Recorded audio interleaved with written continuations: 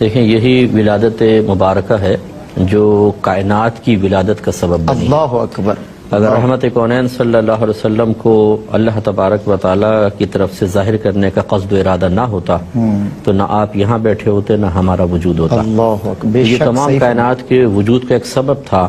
اللہ تعالیٰ نے آپ کے وسیلے سے تمام چیزیں پیدا فرمائی، اور جب یہ نور، یقینی سی بات ہے جو وجود کائنات کا سبب ہے، جب وہ سبب اس کائنات میں آنے لگا تو لازم بات ہے اس کائنات کو سجایا گیا. کیا بات. اور اللہ تعالیٰ نے ایسا اہتمام فرمایا کہ اس سال میں جتنی عورتیں حاملہ تھیں سب کے ہاں بیٹے پیدا ہوئے. اللہ اکبر. اب یقینی سی بات ہے کہ ہر ایک تو مسلمان مطلب دین ابراہیم پر نہیں تھا نا. اس کے اندر سرکار کی ولادت ہوئی تو جیسے آج سرکار کا فیض جاری ہے، اس امت پر اجتماعی عذاب نہیں آتا، حالانکہ گناہ کتنے ہیں، اس سے کافر بھی فائدہ اٹھا رہا ہے، مسلمان بھی.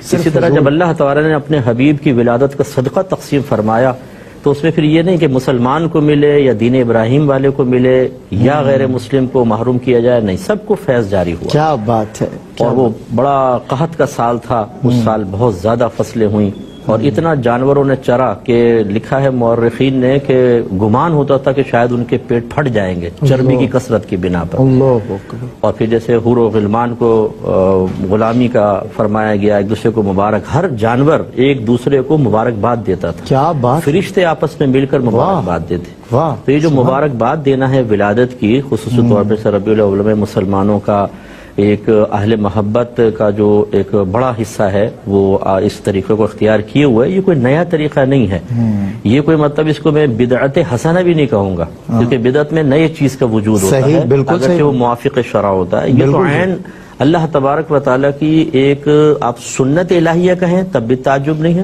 ٹھیک ہے. کیونکہ اللہ تبارک جب فرشتہ کلام کرتا ہے نا تو لکھا ہوتا ہے اللہ فرمائے گا، تو اللہ تعالیٰ تو نہیں فرماتا، تو فرشتہ ایک منادی ہوگا جو فرشتہ کہے گا، اس کو اللہ اپنے طرف منسوب کرتا ہے. تو گویا کہ یہ تمام مبارک بادیں دے رہی تھی اللہ کے حکم سے تھے. تو وہ جب سرکار کائنات میں تشریف لائے تو کائنات کا رنگ بدل گیا بالکل. جو مطلب نئی حکومت آئی تو پچھلی حکومت چلی گئی. نیا پاکستان کے جیسے ہمارے ذہن میں ایک وجود تصور ہم قائم کرتے ہیں، وہ نئی کائنات ہوئی، نئی حکومت آئی، نیا نظام آیا.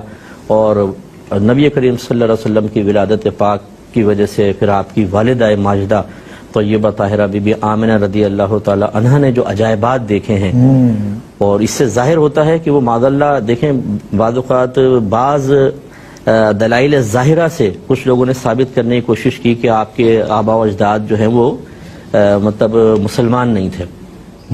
ایک اگر غیر مسلم عورت ہو تو اس کے ساتھ یہ معاملات نہیں ہوتے، یہ تو ایک ولیہ کی نشانی ہے. نبیہ تو ہم نہیں کہیں گے، عورت کو نبوت نہیں ملتی، لیکن بہت بڑی ولیہ. اور اللہ تبارک و تعالیٰ بی بی آمنہ رضی اللہ تعالیٰ عنہ، اور اللہ تعالیٰ اپنے حبیب کو جس شکم میں 9 مہینے کامل ٹھہرائے. اللہ اکبر. یہی میرے آقا کی برکت سے تو کعبہ پاک ہو گیا. شکم اطہر میں 9 مہینے سرکار ہے، اس کی پاکیزگی کا عالم کیا. بہت خوب مفتی صاحب، ماشاءاللہ.